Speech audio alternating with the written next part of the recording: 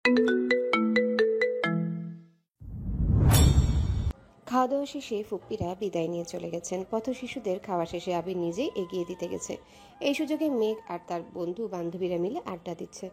তানভীর পাশের টেবিলে বসে ফোন চাপছে আর একটু পরপর মেঘদের দেখছে। পাশে বসাতে ওদের সব কথোপকথনই তানভীরের কানে যাচ্ছে। তামিম দু একটা কথা বললেও মিনহাজ তেমন কথাই বলছে না। দু একবার এদিক সেদিক তাকাতে গিয়ে তানভীরের সঙ্গে চোখাচোখি হয়েছে। তানভীরের গুরুগম্ভীর চেহারা আর ক্রোধিত আঁখি দেখেই মিনহাজ দৃষ্টি নামিয়ে নিয়েছে। তানভীরের ভয়ে কিছুই বলতে পারছে না। মিনহাজ গিফটের পাশাপাশি মেঘের জন্য একটা ব্রেসলেট এনেছিল, যেটা ঠিক মাঝখানে এম অক্ষর ছিল। মিনহাজ আর মেঘ দুজনারই নামের প্রথম অক্ষরই এম। সেই সুবাদে মিনহাজ এটা এনেছে। মেঘ তেমন কিছু না ভাবলেও মিনহাজ নিজের কথাই ভাববে, কিন্তু তানভীরের ভয়ে প্রথম থেকে মিনহাজ সিটিয়ে আছে। আবির আসার পর তো মিনহাজের স্বাভাবিক নিঃশ্বাসই বন্ধ হয়ে গেছে। আবিরের দেওয়া সুবৃহৎ সারপ্রাইজ, মেঘকে দেওয়া ডায়মন্ডের আংটি, তানভীরের দেওয়া গোল্ডের ব্রেসলেট, ফুপ্পিদের দেওয়া দামি গিফটের ভিড়ে মিনহাজের গিফট কিছুই না। তানভীর কিছুক্ষণ পর নরম স্বরে বলল, তোমরা আর কি খাবে বলো, আনছে। মিষ্টিরা সকলেই সমস্বরে বলল, কিছু লাগবে না ভাইয়া, অনেক ধন্যবাদ। তানভীর মৃদু হাসলো, কিছুই বলল না। এই ফাঁকে বন্যাকে খানিক দেখে নিল। বন্যা আজ নেভি ব্লু রঙের একটা মোটামুটি গর্জিয়াস গাউন পরেছে, সাথে গর্জিয়াস গোল্ডেন হিজাব, ঠোঁটে কড়া লিপস্টিক, চোখে গাঢ় কাজল। বন্যা সচরাচর সাজে না। বন্যার এত সাজ দেখে তানভীরের হৃদয়ে ভূমিকম্প শুরু হয়েছিল। বন্যা আসার পর থেকে তানভীর একটু পরপর আর চোখে বন্যাকেই দেখছিল। সবার সামনে সরাসরি তাকাতেও পারছিল না, বা না তাকিয়েও থাকতে পারছিল না। তানভীরের ভূকম্প এখন অনেকটাই কমে এসেছে, তবে মস্তিষ্কের প্রতিটা নিউরন জানান দিচ্ছে তাহার মোহমায়ে জর্জরিত তানভীরের অন্তরতম আঁচল। তাহার দৃষ্টি শান্ত হৃদয়ে অশান্তির তোলপাড় চালাচ্ছে। তবুও তানভীর সবকিছু উপেক্ষা করে মায়াভরা সেই গভীর কুয়োতে ঝাঁপিয়ে পড়তে চায়, নিজেকে সংহার করতে চায়। কিছুক্ষণ পর আবির আসছে। রেস্টুরেন্টের বিল পরিশোধ করে মেঘদের কাছে এসে মিনহাজ আর তামিমের দিকে তাকিয়ে সচেতন কণ্ঠে শুধালো, তোমরা কি যেতে পারবে? তামিম ওপর নিচ মাথা নেড়ে ভদ্রতার সহিত বলল, জি ভাইয়া, যেতে পারবো। আবির এবার মেঘের পানে তাকিয়ে স্বাভাবিক কণ্ঠে বলল, আড্ডা দেওয়া শেষ হলে আসুন, যেতে হবে। আবিরের আপনি সম্বোধনে বন্যা কপাল কুঁচকালো। বন্যা যতবার আবিরকে দেখেছে ততবারই মেঘকে তুই বলে সম্বোধন করতে শুনেছে। আজ হঠাৎ আপনি বলছে। বন্যা ভুল শুনল কিনা তাই ভাবছে। মেঘ বান্ধবীদের থেকে বিদায় নিয়ে উঠল। তানভীর মেঘের গিফটগুলো নিয়ে সামনে এগিয়ে গেছে। তানভীরের কিছুটা পিছনে আবির, আবিরের থেকে কিছুটা দূরে মেঘ, মেঘের পিছনে বন্যারা, সবশেষে তামিম আর মিনহাজ। রেস্টুরেন্টের দরজার কাছাকাছি যেতেই মেঘের গাউন থেকে বের হওয়া সুতার সঙ্গে জুতার স্টোন আটকে গেছে। ড্রেসে টান পড়তেই মেঘের সম্পূর্ণ শরীর সামনের দিকে ঝুঁকে আসে, সেই সঙ্গে মুখ দিয়ে আকস্মিক বেরিয়ে আসে। উফ! শব্দটা আবিরের কানে পৌঁছানো মাত্রই আবির ঘুরে দীর্ঘ 2 কদম এগিয়ে এসে মেঘের 2 কাঁধে ধরে উদ্বিগ্ন কণ্ঠে প্রশ্ন করা শুরু করে, কি হয়েছে তোর? কোথায় পেতে পাইছিস? বন্যা, মিষ্টি, মিনহাজ সবাই একসঙ্গে স্তব্ধ হয়ে গেছে। মেঘের কি হয়েছে তা বুঝে ওঠার আগে আবির মেঘকে ধরে ফেলেছে। আবির নিজেও বুঝতে পারেনি মেঘের কি হয়েছে। আবিরের চিন্তিত কণ্ঠের একের পর এক প্রশ্নের প্রতি উত্তরে মেঘ ধীর কণ্ঠে বলল, মনে হয় জুতায় সুতা আটকেছে। এর মধ্যে বন্যা এগিয়ে এসে মেঘের হাত ধরল। আবির সঙ্গে সঙ্গে হাঁটু গেড়ে বসে পড়েছে। এক মুহূর্ত দেরি না করে জুতাসহ মেঘের পা আবিরের হাঁটুর উপর তুলে নিল। শরীরের ব্যালেন্স হারাতে নিলে মেঘ তাড়াতাড়ি আবিরের মাথায় হাত রাখে। পা উপরে উঠানোতে মেঘও কিছুটা সোজা হয়ে দাঁড়িয়েছে। মিনহাজ, তামিম, মিষ্টি বিস্ময়কর দৃষ্টিতে আবিরের দিকে তাকিয়েছে। আবির সুস্থির হস্তে জুতা থেকে মেঘের ড্রেসের সুতা খুলে দিচ্ছে। তানভীরের এতক্ষণে পেছনে ফিরে তাকিয়েছে। সহসা উচ্চস্বরে বলল, কি হয়েছে বনুর? আবির বসা অবস্থাতেই বলল, কিছু না, তুই যা। তানভীর কিছুক্ষণ দাঁড়িয়ে থেকে পরিস্থিতি স্বাভাবিক দেখে চলে গেছে। আবির মেঘের পা নামিয়ে দাঁড়িয়ে অত্যন্ত নমনীয় কণ্ঠে শুধালো, শুধু সুতোয় আটকালি নাকি পায়েও ব্যথা পেয়েছিস?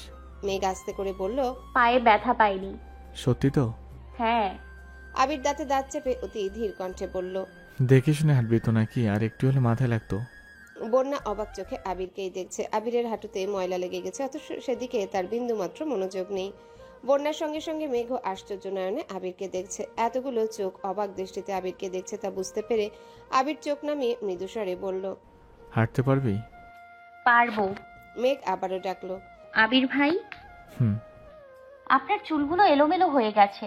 কোনো ব্যাপার না। মেঘের হাতের পার্স ফোন, আবিরের দেওয়া আংটির খালি বক্স আবির নিজের হাতে নিয়ে মোলায়েম কণ্ঠে বলল, ড্রেসটা একটু উঠে হাঁটিস। মেঘ ও আবিরের কথা মতো 2 হাতে ড্রেসটা হালকা উঠিয়ে পা বাড়ালো। আবির সামনের দিকে থাকা সত্ত্বেও দৃষ্টি তার পেছনে। মেঘের হাঁটতে সমস্যা হচ্ছে কিনা, জুতায় সুতা আটকাচ্ছে কিনা তাই দেখছে। আবির উদ্বিগ্ন কণ্ঠে আবারও শুধালো, ব্যথা পাচ্ছিস না তো? কিছু কি বুঝতে পারছিস? কি? মেঘের যে কোনো সমস্যা এগিয়ে যাওয়ার কথা তোর, অথচ তুই বুঝার আগে আরেকজন দায়িত্ব পালন করে ফেলছে। মিনহাজ তামিমের দিকে তাকিয়ে ভ্রু কুটালো। তামিমের কথাটা তার ভালো লাগেনি তাই বুঝালো। নিচে আসতে আবির স্বাভাবিক কণ্ঠে বলল, তুই দাঁড়া এখানে, আমি বাইকটা নিয়ে আসি। আবির যেতেই বন্যা মেঘের কাছাকাছি এসে উত্তেজিত কণ্ঠে বলল, বেবি আই এম শকড। মেঘ চোখ ঘুরিয়ে বন্যার দিকে তাকিয়ে লাজুক হাসলো। বন্যা পুনরায় বলল, আমার কিন্তু আবির ভাইয়ের উপর সন্দেহ হচ্ছে, তোর হচ্ছে না? মেঘ মুচকি হেসে বলল, সন্দেহ আমি বেশ কিছুদিন যাবতই করছি, কিন্তু কিছু বুঝতে পারছি না, কারণ ওনার আচরণ কেমন জানি একদম অদ্ভুত। এই যে দেখলে এত যত্ন নিচ্ছে, একটু পরেই দেখা যাবে রাগে যা তা বলছে। বন্যার উত্তেজিত চেহারায় চিন্তার ছাপ পড়ে গেছে। চিন্তিত কণ্ঠে বলল, থাক, এত ভাবিস না। দোয়া করি উনি অদ্ভুত হলেও বহুরূপী যেন না হয়। মেঘ ভ্রুকুচকে বন্যার দিকে তাকিয়ে প্রশ্ন করলো, বহুরূপী মানে বুঝতে হবে না বেবি, আমি চাই ওনার মনে তুই না থাকলেও অন্য কোনো নারীর যেন অস্তিত্ব না থাকে। মেঘ ঠোঁট বাঁকিয়ে ভেঙচি কেটে বলল, অন্য নারীর অস্তিত্ব থাকলেও আমি চিরতরে সে অস্তিত্ব মুছে দিব। উনি আমার মানে আমারই, উনি আমার প্রথম এবং একমাত্র ভালোবাসা। ওনাকে এত সহজে ছাড়ছি না। বাস্তব জীবনে ওনাকে না পেলে মরে পেতনি হয়ে ওনাকে মেরে ফেলবো। তারপর ভূত আর পেতনি মিলে সংসার করব, তবু ওনাকে আমার লাগবে। বন্যা হাসতে হাসতে বলল, তোদের সংসারে আমাকে দাওয়াত দিবি না? কেন দিব না? তুই আমার একমাত্র বেস্টু বলে কথা। তোকেও মেরে আমাদের কাছে নিয়ে যাব, চিন্তা করিস না। বন্যা মেঘের বাহুতে আস্তে করে থাপ্পড় মেরে বলল। পাগলি একটা। মেঘ হঠাৎই বন্যার দিকে কেমন করে তাকালো। বন্যা আস্তে করে বলল, কি হয়েছে? আবির ভাই আমার প্রেমে পাগল হবে কবে? কেন? আমি তো অলরেডি পাগলি হয়ে গেছি। আবির ভাই পাগল হলেই পাবনা গিয়ে সংসারটা শুরু করব। বন্যা হাসতে হাসতে ক্লান্ত হয়ে পড়েছে। মুখে হাসি রেখেই বলল, আল্লাহ আমায় বাঁচাও, বিয়ের খবর নাই, এইদিকে সংসার করবে তা ভেবে ফেলেছে। মিনহাজ মিষ্টিরা মেঘদের একটু পেছনে ছিল। বন্যার এত হাসি দেখে মিনহাজ বিরক্তির স্বরে বলল, এত হাসছিস কেন? ভাল লাগছে না তাই হাসছি। তোর কোনো সমস্যা? হ্যাঁ, আমার কানে লাগছে। তাহলে কানে আঙ্গুল দিয়ে রাখ। মিনহাজের রাগ আরো বেড়ে গেছে। একদিকে মেঘের প্রতি আবিরের কেয়ার, অন্যদিকে বন্যার হাসিতে মিনহাজ রীতিমতো রাগে কটমট করছে। এর মধ্যে আবির আর তানভীর দুজনাই হাজির হলো। আবির তানভীরকে উদ্দেশ্য করে বলল, তুই ওদের বাসা পর্যন্ত এগিয়ে দিয়ে আসবি, আমি মেয়েকে নিয়ে বাসায় যাচ্ছি। আচ্ছা ভাইয়া। আবির মেঘের দিকে তাকিয়ে বলল, তোর পার্স গাড়িতে রাখছি, আর ফোন আমার পকেটে, লাগলে বলিস। চল এখন। মেঘ বাইক পর্যন্ত যেতেই আবির বাইক থেকে একটা হেলমেট নিয়ে প্রতিদিনের মতোই মেঘকে পরিয়ে দিচ্ছে। বন্যা এসব ঘটনা দেখে অভ্যস্ত, কিন্তু মিষ্টিরা প্রথমবার দেখছে। এতদিন শুধু মেঘের মুখে আবিরের প্রশংসা শুনে আসছে, আজ তার খানিকটা নিজের চোখেই দেখছে। মেঘ বাইকে বসার পরও আবির কয়েকবার পেছনে ঘুরে মেঘের ড্রেস ঠিক করে দিচ্ছে, যাতে জুতা বা বাইকে কোনোভাবে না আটকায়। আবির মেঘকে নিয়ে চলে গেছে। তানভীর তামিমদের উদ্দেশ্যে বলল, তোমাদের রিক্সা ঠিক করে দিয়েছে। বন্যাদের দিকে তাকিয়ে স্বাভাবিক কণ্ঠে বলল, তোমরা গাড়িতে বসো। ওরা কিছু বলতে গেলে বন্যা চোখে ইশারা দিল। সন্ধ্যার পর হয়ে গেছে। এই অবস্থায় তানভীর নিজেই ওদের এগিয়ে দিয়ে আসতো, তার উপর আবিরও বলে গেছে। এখন মিষ্টিরা কিছু বললেই তানভীরের ধমক শুনবে, তাই বন্যা ওদের আটকিয়েছে। মিষ্টিরা দুজনকে নামিয়ে তানভীর বন্যাকে নিয়ে যাচ্ছে। কিছু দূর যাওয়ার পর তানভীর একটু ভেবে প্রশ্ন করলো, ফুচকা খাবে? না। কেন? তোমরা না ফুচকা প্রিয়? অনেক খেয়ে ফেলেছি, পেটে জায়গা নেই। তানভীর হেসে বলল, ফুচকার জন্য পেটে নয়, মনে জায়গা দরকার। তানভীর রাস্তার পাশে গাড়ি সাইড করে নামলো। তানভীরের দেখা দেখি বন্যাও নেমেছে। বন্যা ঠান্ডা কণ্ঠে বলল, আমি এখন সত্যিই ফুচকা খেতে পারবো না। সমস্যা নেই, একটু হাঁটবে, যখন খেতে ইচ্ছে করে খেয়ে নেবে, তারপর যাব। বন্যা মাথা নিচু করে গম্ভীর কণ্ঠে বলল, এইটা ঠিক না। ঠিক বেঠিক আমি কম বুঝে। বন্যা তীক্ষ্ণ দৃষ্টিতে তানভীরের দিকে তাকিয়ে আছে। মেঘরা এক একটা ভাই বোন ঘাটতেরা সেরা, ওরা যা বলবে তাই করবে। বন্যা হাল ছাড়ল না, অত্যন্ত নমনীয় কণ্ঠে বলল। রাত হয়ে যাচ্ছে, বাসায় যেতে হবে। তানভীর আর চোখে তাকিয়ে তপ্ত স্বরে বলল, এই মেয়ে, তুমি কি আমাকে ভয় পাচ্ছ? না তেমন না, কিন্তু তাহলে কিন্তু কিসের? তোমার বাসার মানুষ জানে তুমি কোথায় গিয়েছো, আর আমি তোমাকে এগিয়ে দিয়ে যাব সেটাও জানে। তারপরও তো টেনশন কিসের তোমার? এমনি। আশেপাশে মানুষের ভিড়ে তানভীর হাঁটছে, সঙ্গে বন্যাও হাঁটছে। কিছুটা সামনে যেতেই দুটা ছেলে তানভীরকে সালাম দিল। তানভীর সালাম উত্তর দিতেই দুজনের মধ্যে একজন মুচকি হেসে শুধালো। ভাইয়া উনি কি ভাবি নাকি? তানভীর সহসা বন্যার দিকে তাকালো। বন্যা ড্যাব ড্যাব করে তাকিয়ে আছে তানভীরের দিকে। তানভীর ছেলেগুলোর দিকে তাকিয়ে জিভ দিয়ে ঠোঁট ভিজিয়ে ধমকের স্বরে বলল, কখন কি প্রশ্ন করতে হয় তোর এটাও জানিস না, যা এখান থেকে। ছেলে দুটো সরি বলে মাথা নিচু করে চলে গেছে। তানভীর বন্যার দিকে না তাকিয়ে বলল। Don't mind please. বন্যা শক্ত কণ্ঠে বলল, আমি বাসায় যাব। কেন? ভালো লাগছে না। ও, ও মানে তোমার যখন ভালো লাগবে তখন ফুচকা খাবে, তারপর বাসা যাবে। বন্যা রাগে বলল। আজব, আমি বললাম তোমার ভালো লাগছে না। তানভীরও এবার রাগী স্বরে প্রশ্ন করলো। তা আমি কি করব, নদীতে ফেলে দিয়ে আসবো? মানে তানভীরের হঠাৎ আবিরের বলা কথাটা মনে পড়ছে। রাগ উঠলেও বন্যাকে রাগ দেখানো ঠিক হবে না। তানভীর কপাল গুটিয়ে বলল, মন খারাপ করে বাসায় গেলে সবাই ভাববে আমরা তোমার সাথে খারাপ ব্যবহার করেছে। সত্যি কি তাই? কেউ কিচ্ছু ভাববে না। তানভীর মৃদু স্বরে শুধালো। ছেলেগুলোর কথা মাইন্ড করছো না, তো? এমনি চলে যাব। তানভীর নিজের রাগ আর নিয়ন্ত্রণ করতে পারছে না, রেগে বলল, তোমার সময় নষ্ট করার জন্য আন্তরিকভাবে দুঃখিত। চলো, তোমাকে বাসায় নামিয়ে দিয়েছে, আর কখনো এমন কাজ করবো না। তানভীরের প্রবল রাগ বুঝতে পেরে বন্যা শান্ত হয়ে গেছে। কোমল কণ্ঠে বলল, আমি ফুচকা খেয়েই যাব। খেতে হবে না ফুচকা, মনের বিরুদ্ধে কোনো কাজ করতে হবে না, চলো। আমার খেতে ইচ্ছে করছে তাই। তানভীর তীব্র আক্রোশে কণ্ঠে ঢেলে পড়ল। ঠিক আছে, খেয়ে আসো, আমি গাড়িতে আছি। বন্যা মৃদু স্বরে বলল। আমার একা থাকতে ভয় লাগছে। তানভীর এবার বিরক্ত হয়ে বন্যার দিকে তাকালো। বন্যার মায়াবী দৃষ্টি চোখে পড়তেই তানভীরের অভিব্যক্তি বদলে গেল। স্বাভাবিক কণ্ঠে বলল, এখানে বসো, আমি অর্ডার দিয়ে আসছি। তানভীর চেয়েছিল রাতের শীতল পরিবেশে বন্যার সাথে একান্তে কিছুটা সময় কাটাবে। তানভীরের ভেতর জুড়ে সর্বদাই বন্যা এই ঘুরপাক খায়। বিকেল থেকে বন্যাকে দেখার, একান্তে কথা বলার তীব্র ইচ্ছে জেগেছিল তানভীরের মনে, তাই ফুচকার কথা বলে নিয়ে আসছিল। ফুচকা খেয়ে কিছুক্ষণ বসে বাসার উদ্দেশ্যে রওনা দিল। বন্যার বাসার সবার জন্য আবির রেস্টুরেন্ট থেকে খাবার পার্সেল করে দিয়েছে। তারপরও বন্যার বোনের জন্য ফুচকা নিয়েছে। এদিকে আবির মেঘকে বাসার কাছে পর্যন্ত নামিয়ে দিয়েছে। মেঘ নেমে গম্ভীর কণ্ঠে প্রশ্ন করলো, আপনার আংটিটা দিয়ে দিই? কেন? আমার আংটি লাগবে না, আপনার জিনিস আপনার কাছে রেখে দেন। কেন আবার কি হয়েছে? মেঘ মনে মনে আওড়ালো। দামি গিফট দিয়ে আমি কি করব? আপনি যদি আমার না হন। মেঘের নীরবতা বুঝতে পেরে আবির রাগান্বিত কণ্ঠে বলল, আংটি যদি হাতে খুলিস তাহলে খবর আছে, বাসায় যা। খুললে কি করবেন? সেটা এখন কেন বলবো, খুললে বুঝবো। মেঘ ডান হাত দিয়ে একটানে অনামিকা আঙ্গুল থেকে আংটি খুলে হাতের তালুতে নিতেই আবিরের সামনে ধরে বলল। এই নিন। আবির আংটিটা হাতে নিয়ে গম্ভীর কণ্ঠে প্রশ্ন করলো, তোর এই আংটির প্রয়োজন নেই। না। ফেলে দিলে আফসোস থাকবে না তো? আবির বাইকে বসে আংটি ফেলে দেওয়ার জন্য হাত তোলা মাত্র মেঘ দু হাতে আবিরের হাত আঁকড়ে ধরে বলল, প্লিজ ফেলবেন না, আমি পরবো, আমায় দিন। তুই যেহেতু পড়তে চাস না, বাদ দে, অপছন্দের জিনিস না পড়াই ভালো। মেঘ আবিরের হাত আরো শক্ত করে ধরে বলল, আমি কখন বললাম অপছন্দের জিনিস? আমার আংটি আমায় দিন। 2 দিন পর পর খুলে ফেলার থেকে ভালো আমি এনেছি, আমি ফেলে দেই। মেঘ তপ্ত স্বরে বলল, আর ফেলবো না। সত্যি তো? সত্যি। আবির আংটিটা হাতে নিয়ে 1 সেকেন্ড দেরি না করে মেঘের বাম হাতের অনামিকা আঙ্গুলে পরিয়ে দিয়েছে। মেঘের হৃদস্পন্দন সঙ্গে সঙ্গে জোরালো হয়ে গেছে। মেঘের নিস্তব্ধ আখিযুগলি স্তব্ধ হয়ে আছে হাতের অনামিকা আঙ্গুলে। আকস্মিক বিপুল চোখে তাকালো আবিরের দিকে। আবির নিরুদ্বেগ ভঙ্গিতে পকেট থেকে মেঘের ফোন বের করছে। ফোন মেঘের দিকে এগিয়ে দিয়ে স্বাভাবিক কণ্ঠে বলল, বাসায় যা। আবির চলে গেছে, কিন্তু মেঘের পা থেমে গেছে। আঙ্গুলের দিকে তাকাতেই আবির ভাইয়ের আংটি পরানোর দৃশ্য চোখের সামনে ভেসে উঠছে, আর প্রতিবারই গা শিউরে উঠছে। রেস্টুরেন্টে ডায়মন্ডের আংটি দেখে এক মুহূর্তের জন্য মেঘের মনে অদম্য ইচ্ছে জেগেছিল আবির ভাইয়ের হাত থেকে আংটি পরবে, কিন্তু ফুপ্পিরা, তানভীর ভাইয়া, বন্যারা সবার সামনে নিজের ম্যাচুরিটির প্রমাণ দিতে নিজেই আংটি পরে নিয়েছিল। অথচ মেঘের সুপ্ত ইচ্ছে কোনো না কোনোভাবে পূরণই হয়ে গেছে।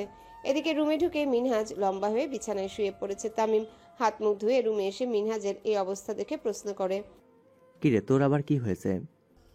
ভালো লাগছে না। ভালো না লাগাটাই স্বাভাবিক। মিনহাজ রাগান্বিত দৃষ্টিতে তামিমের দিকে তাকিয়ে আছে। তামিম কিছুক্ষণ নীরব থেকে আবারও বলল, আমার সাথে রাগ দেখালে কি হবে? তুই নিজেই সব দেখে আসছিস। মেঘ যদি রাজকুমারী হয় তাহলে মেঘের আবির ভাই রাজকুমার। ওদের ব্যাপার স্যাপারই আলাদা লেভেলের। মেঘ আমাদের সাথে সিম্পলভাবে মিশে বলে এই না তারা আমাদের মতো সাধারণ। আজ তানবীর ভাইয়া আর আবির ভাইয়া ইনডিরেক্টলি তাদের অবস্থান বুঝিয়ে দিয়েছেন।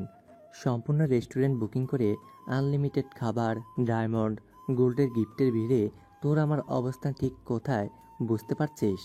মিনহাজ চোখ নামিয়ে ধীর কণ্ঠে বলল, আমি মেঘকে পছন্দ করি। তুই পছন্দ করিস, কিন্তু আমার মনে হয়েছে আবির ভাইয়া মেঘকে ভালোবাসে। মেঘের প্রতি ওনার কনসার্ন দেখছিস? মেঘ উপ করতে দেরি হয়েছে, কিন্তু ওনার অ্যাকশন নিতে দেরি হয়নি। তাছাড়া খাওয়ার সময় দেখছিলি মেঘকে নিজের হাতে খাবার পরিবেশন করে দিচ্ছিল। তাছাড়া মেঘ চাওয়ার আগেই সব হাজির। ওদের সাথে আমরা নিজেদের ভাবতেই পারবো না। বন্যা মধ্যবিত্ত ঘরের মেয়ে হয়ে আমায় রিজেক্ট করতে একবার ভাবেনি, আর তুই মেঘকে নিয়ে ভাবছিস? তোর কপালে শনি আছে। শুনে থাকলেও আমি এর শেষ দেখে ছাড়বো। শালা নিজেও মরবি, আমাকেও মারবি। আজ মেঘ ভার্সিটিতে আসার পর থেকে মিষ্টিরা মেঘকে রাগাচ্ছে। মিষ্টি আবির ভাইয়ের লুক আর ব্যবহারের উপর ক্রাশ খাইছে। এই কথা বলা মাত্রই মেঘ তেলে বেগুনে জ্বলে উঠেছে। মিনহাজও সেই সঙ্গে বলছে, মিষ্টি তোর পছন্দ হলে প্রেম করতে পারিস। মেঘ রাগে গজগজ করতে করতে বলল, তোর মাথাটা আগে ফাটিয়ে তারপর মিষ্টির মাথা ফাটাবো বলে দিলাম। মিনহাজ হেসে বলল, বললেই হলো, তুই বারণ করার কে? মিষ্টি তুই এগিয়ে যা, আমি তোর পাশে আছি। মেঘ মিষ্টির হাত থেকে মিষ্টির সানগ্লাসটা একটানে নিয়ে নিজের চোখে দিয়ে গলা খাকড়ি দিয়ে ভাব নিয়ে বলল, আমি কিন্তু আবির ভাইয়ের হবু বউ। মানে? আবির ভাই আমায় আংটি পরিয়ে দিয়েছেন, তাহলে আমি কি ওনার হবু বউ হব না? মিনহাজ কপাল কুঁচকে তাকিয়ে আছে। তামিম হাসতে হাসতে বলল, নিশ্চিত রাতে স্বপ্ন দেখছিস কাল আমাদের সামনে নিজের হাতে নিজে আংটি পরলি, এখন আসছিস ভাব নিতে? মেঘ ঠান্ডা কণ্ঠে বলল, ভাব কেন নিব? উনি বাসার সামনে গিয়ে আংটি নিজের হাতে পরিয়ে দিয়েছেন। ওরা কেউই বিশ্বাস করছে না। বন্যা মেঘের ভাবভঙ্গি দেখে আস্তে করে বলল, সত্যি পারাইছেন। মেঘ উচ্চস্বরে চেঁচিয়ে বলে, 100% সত্যি। মিনহাজ বিরক্তির স্বরে বলল। কোন হাতে পড়াইছেন?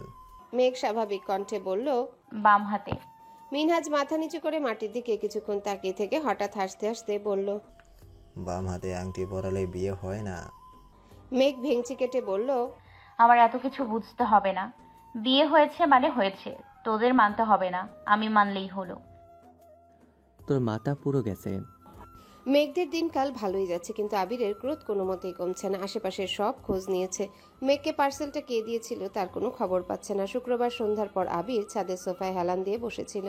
তানভীর আবিরকে সারা বাড়ি খুঁজে অবশেষে ছাদে আসছে। আবিরের রাগান্বিত মুখবিবর দেখে মোলায়েম কণ্ঠে শুধালো, কি হয়েছে ভাইয়া, আজ আড্ডা দিতে যাওনি? না, ভালো লাগছে না। কেন ভাইয়া?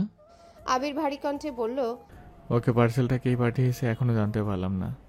তোর বোনকে যতবার জিজ্ঞাসা করি ও কেমন যেন উল্টোপাল্টা উত্তর দেয়। ভালো লাগছে না আমার। তানভীর এক পা করে পেছাতে লাগলো। তানভীরের ভাব দেখে আবির থমথমে কণ্ঠে প্রশ্ন করে, তোর আবার কি হয়েছে? তানভীর আবিরের থেকে 8-10 হাত দূরে গিয়ে দীর্ঘশ্বাস ছেড়ে বলল, আসলে পার্সেলটা আমিই পাঠিয়েছিলাম। কি? বলে আবির দাঁড়াতেই তানভীর দৌড়াতে শুরু করে। তানভীরের পেছনে আবিরও ছুটছে। তানভীর দৌড়াতে দৌড়াতে নিচে আসছে। দিকে সোফায় বাড়ির মহিলারা সহ মেঘ, মিম আদি বসেছিল। তানভীরকে দৌড়ে নামতে দেখে সবাই আতঙ্কিত হয়ে গেছে। তানভীরের পেছনে আবিরকে দেখে সহসা বসা থেকে দাঁড়িয়ে পড়েছে। তানভীর সোজা মেন গেট পর্যন্ত চলে গেছে। দরজা খোলার চেষ্টা করছে যেন বাসা থেকে বেরিয়ে যেতে পারে, কিন্তু দরজা খোলার আগেই আবির চলে আসছে। আবির তানভীরের পিঠে 2-3 থাপ্পড় মেরেছে। তানভীর সঙ্গে সঙ্গে বসে পড়েছে। যতটা ব্যথা পেয়েছে তার থেকেও বেশি চিৎকার করছে। আল্লাহ, আমি শেষ। হালিমা খান, মালিহা খান দুজনাই ছুটে এসে উত্তেজিত কণ্ঠে শুধান। মেঘ, মিমরাও ছুটে আসছে। মেঘ গম্ভীর কণ্ঠে বলল, ভাইয়াকে এভাবে মারছেন কেন? ব্যথা পাচ্ছে না? আবির ঠাট্টার স্বরে বলল, আহাগো, আসছে তাহার দৌড় দিবন। তোর ভাই যে অপরাধ করেছে তার জন্য ওদের সারাদিন পেটানো দরকার। কি করছে? তোদের বলা যাবে না। হালিমা খান করুণ কণ্ঠে বললেন। মামুনির করুণ স্বর শুনে আবির তানভীরকে ছেড়ে দিয়ে গম্ভীর কণ্ঠে বলল, তোমাদের কাছে কিছুই না, কিন্তু আমার কাছে অনেক কিছু। হালিমা খান তানভীরকে উদ্দেশ্য করে বললেন। তানভীর দাঁড়িয়ে আড়মোড়া ভাঙতে ভাঙতে বলল, তেমন কিছুই না, ভাইয়ের কলিজায় হাত দিছিলাম। বলেই তানভীর রুমের দিকে ছুটে গেছে। আবির নিচে দাঁড়িয়ে রাগান্বিত কণ্ঠে বলল, রুম থেকে বের হয়েছিস শুধু তোর খবর আছে। মালিহা খান সচেতন কণ্ঠে বললেন। কিছু না। আবির ভারী কণ্ঠে বলল, আমি আর পেছনে লাগিনি আম্মু, ও আমার পেছনে লেগেছে। আর আমার দু ভাইয়ের মধ্যে তোমরা ঢুকিও না প্লিজ। ধন্যবাদ। আবির নিজের রুমে চলে গেছে। তানভীর কিছুক্ষণ পর রুম থেকে বের হয়েছে। ব্যালকনিতে মেঘকে পেয়ে ধীর কণ্ঠে শুধালো, ভাইয়া কোথায় রে? রুমে কেন? একটু দেখা করে আসে। ভাইয়া তুমি যাইও না, আবির ভাই তোমাকে মারবে। আরে না, কিছু করবো না।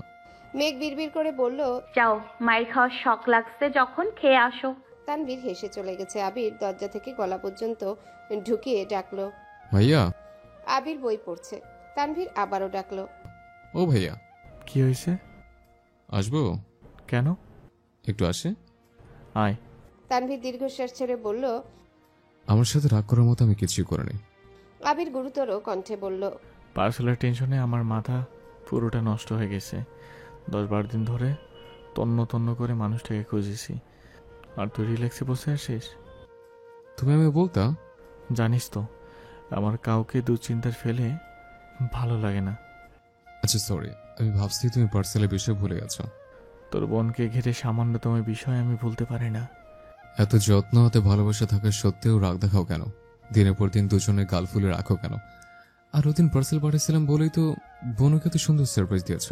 আবির হঠাৎই সিক্ত আঁখিতে তাকিয়ে বলল, হ্যাঁ, কিন্তু খুব ভয় হয়। ও কারণের ভয় সর্বক্ষণ আমার মনের ঘুরপাক খায়। কি করে না করে নিজেই বুঝি না। তানভীর শান্ত স্বরে বলল, টেনশন করো না, ইনশাআল্লাহ সবকিছু ঠিক হয়ে যাবে। মেঘ দরজায় দাঁড়িয়ে মৃদু হেসে বলল, আসবো? তানভীর আবিরের দিকে তাকিয়ে বিড়বিড় করে বলল, আমার বোন এখন এই রুমে আসতে অনুমতি নিচ্ছে, অথচ কদিন পর তোমাকে রুম থেকে বের করে দিবে। ভাবতেই ভালো লাগছে। এতক্ষণে আবিরের মুখে হাসি ফুটলো। ঠোঁটে হাসি রেখেই মেঘকে বলল, আসেন। মেঘ রুমে ঢুকে ভ্রু কুচকে শুধালো, আপনাদের দুই ভাইয়ের মান অভিমান ভাঙছে? তানভীর উত্তেজিত কণ্ঠে বলল। আমরা দুই ভাই কখনো অভিমান করিই না। মেঘ কপাল গুটিয়ে রাগী স্বরে বলল, খোটা দিলা? তানভীর থমথমে কণ্ঠে বলল, ছি, আমার বোনকে আমি খোটা দিতে পারি? মেঘ শীতল কণ্ঠে জানালো, আমি কিন্তু যারটার সাথে অভিমান করি না, যে আমার সাথে উল্টাপাল্টা আচরণ করে তার সাথেই অভিমান করি। তানভীর হেসে বলল, তোর অভিমান নিয়ে আমি কিচ্ছু বলি না, আর বলবো না। তোর ইচ্ছে হলে 24 ঘন্টা অভিমান করে বসে থাকবি, আর মানুষ তোর অভিমান ভাঙাবে। আবির গম্ভীর মুখ করে তানভীরকে উদ্দেশ্য করে বলল, আজ অভিমান করতে পারি না বলে কারো কাছে বার্তা পাই না। তানভীর রাশভারী কণ্ঠে বলল, হইছে, তোমার ওর অভিমান করতে হবে না। একজনের ঢং দেখলে বাঁচি না। দুদিন পর আবির মেঘকে পার্সেলটা দিয়েছে। পার্সেল দেয়ায় মেঘ সরুনেত্রে তাকিয়ে প্রশ্ন করলো, পার্সেল দিয়ে দিচ্ছেন যে, কে পাঠাইছে? তা জেনে তোর কি কাজ?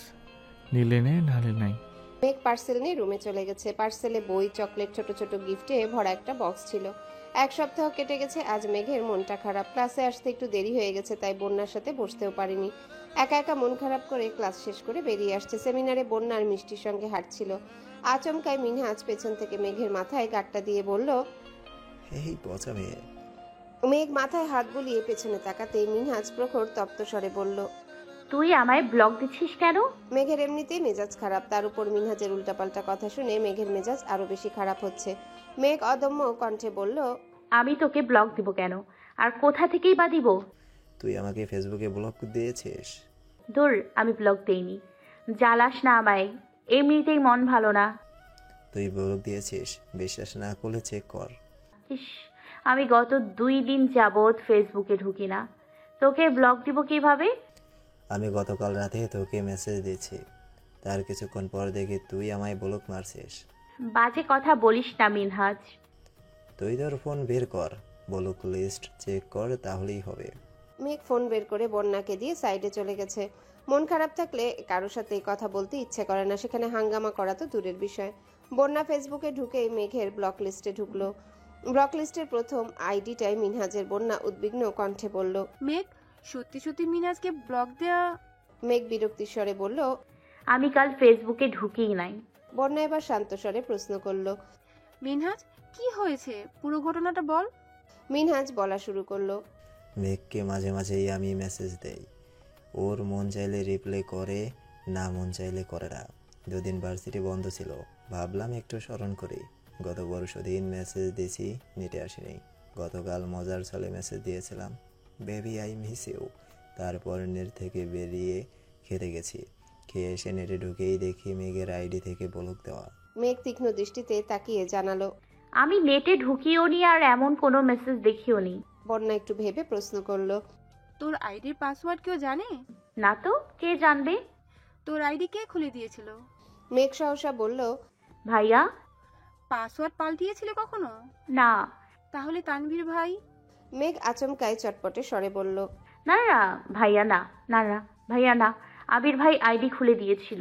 বন্যা, মিষ্টি, মিনহাজ সবাই নিস্তব্ধ হয়ে গেছে। মিষ্টি একটু পর মৃদু হেসে বলল। মেঘরে তুই শেষ। মিনহাজকে 30 মিনিটের মধ্যে ব্লক দিয়ে দিচ্ছে, মানে তোর আবির ভাই সর্বক্ষণ তোকে চোখে চোখে রাখছে। যা, তুই সাকসেস, সাথে তোর ভালোবাসাও। মিষ্টির কথা শুনে মেঘের চোখের তারাগুলো ঝলমল করছে। চোখের সামনে আবিরের হাস্যোজ্জ্বল চেহারা ভেসে উঠেছে। অমনি মেঘ চোখ বন্ধ করে ফেলেছে। চোখ বন্ধ করা মাত্রই আবিরের ধারালো ছুরির ন্যায় দৃষ্টি চোখে লাগলো। বক্ষপিঞ্জরে আবদ্ধ হৃৎপিণ্ডটা ছুটে পালাতে চাচ্ছে। সহসা অনুভব হলো উষ্ণ হাওয়া মেঘের কানের লতি ছুঁয়ে গেছে। মেঘের লুকানো অনুভূতিগুলো আজ আকাশে ডানা মেলে উঠতে চাচ্ছে। আনন্দের সাথে লজ্জায় মেঘের চোখ মুখ লাল হয়ে গেছে। বন্যা সুনিপুণ নজরে খেয়াল করলো তা। বন্যার ঠোঁটে সহসা হাসি ফুটে উঠল। হাসি মুখে মেঘকে উদ্দেশ্য করে বলল। কেউ আবি ভাইয়াকে খবর দে, বান্ধবী আমার নববধূর মতো লজ্জায় নুয়ে পড়েছে। আবি ভাইয়া না আসলে বোধহয় আর চোখ তুলেই তাকাবে না। বন্যার কথায় মেঘের হুঁশ ফিরে স্পষ্ট চোখে তাকায় বন্যার দিকে। বন্যার হাস্যোজ্জ্বল মুখ দেখে মেঘ এগিয়ে এসে বন্যাকে জড়িয়ে ধরে লজ্জায় ওড়না দিয়ে মুখ লুকালো। বেবি থাক, এত লজ্জা পাইতে হবে না, আমরা তো আর আবি ভাই নই। মিষ্টি বলল। মেঘ, তুই ওনাকে পেলে সত্যি অনেক ভালো থাকবি। আমি মাত্র কয়েক ঘন্টা ওনার দায়িত্বশীলতা আর যত্ন দেখে ক্রাশ খেয়ে ফেলেছি, সেখানে তুই তো নিজে সর্বক্ষণ সবকিছুই অনুভব করিস। মিনহাজ শক্ত গলায় বলে উঠল। তোদের আহ্লাদ দেখে বাছেরা, এই বন্যা মেঘের ফোনটা দে, আমার আইডি আনব্লক করে। মেঘ সোজা হয়ে দাঁড়িয়ে বন্যার থেকে নিজের ফোন নিয়ে ব্যাগে রাখতে রাখতে স্বাভাবিক কণ্ঠে বলল। কোনো প্রয়োজন নেই, তুই ব্লক লিস্টেই থাক। কেন? আবির ভাই নিজের হাতে ব্লক দিচ্ছেন, আমার পক্ষে আনব্লক করা দুরূহ বিষয়। তাছাড়া আমাকে বেবি বলতে বারণ করা সত্ত্বেও তুই বেবি ডাকছিস, আমি কিছুই করতে পারবো না। এত পাথর মন কেন তোর?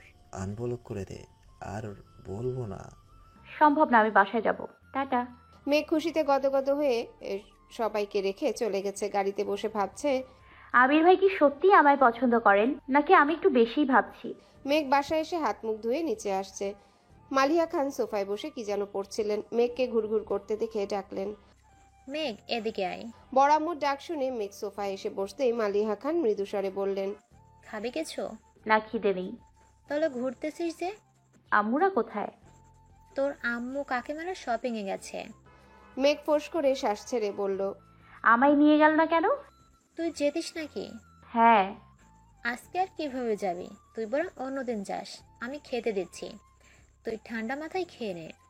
মেঘ স্বাভাবিক কণ্ঠে বলল। তোমার খেতে দিতে হবে না, আমি একাই খেতে পারবো। মেঘ মন খারাপ করে রান্নাঘরে চলে গেছে। রাস্তায় আস্তে আস্তে মেঘ ভাবছিল শপিংয়ে গিয়ে আবিরের জন্য নিজে পছন্দ করে পাঞ্জাবি কিনে নিয়ে আসবে, কিন্তু আম্মুরা মেঘকে না বলেই চলে গেছে। মেঘ খাবার খেয়ে রুমে এসে শুয়ে আছে। মাথায় শুধু আবির ভাই ঘুরছে। শুয়ে বসে কোনোভাবেই ভালো লাগছে না। কয়েকবার ফোনে আবিরের নাম্বার বের করেছে, কিন্তু কল দেওয়ার সাহস পাচ্ছে না কোনোভাবেই। যখন ঘুম আসছিল না তখন মেঘ উঠে চুপি চুপি আবিরের রুমে চলে গেছে। রুম জুড়ে মাতাল করা এক সুগন্ধ যা মেঘের মস্তিষ্কের নিউরনে অনুরণ তুলছে। চারিপাশে তাকাতে গিয়ে হঠাৎ নজর পড়ে আবিরের স্কাই ব্লু রঙের এক শার্টের দিকে। মেঘ নিঃশব্দে হেসে এগিয়ে গেল শার্টের কাছে। শার্টটা কাছে আনতে আবিরের গায়ের গন্ধ স্পষ্টভাবেই নাকে লাগলো। আবেশে মেঘের চোখ বন্ধ হয়ে আসছে। প্রিয় মানুষের স্পর্শ যেমন দেহ আর মন উভয়কে আন্দোলিত করে, তেমনি প্রিয় মানুষের গায়ের গন্ধেও তীব্র আকর্ষণ কাজ করে। মেঘ কিছুক্ষণ শার্টটাকে জড়িয়ে ধরে আকস্মিক জামার উপরে শার্টটা পরে নিল।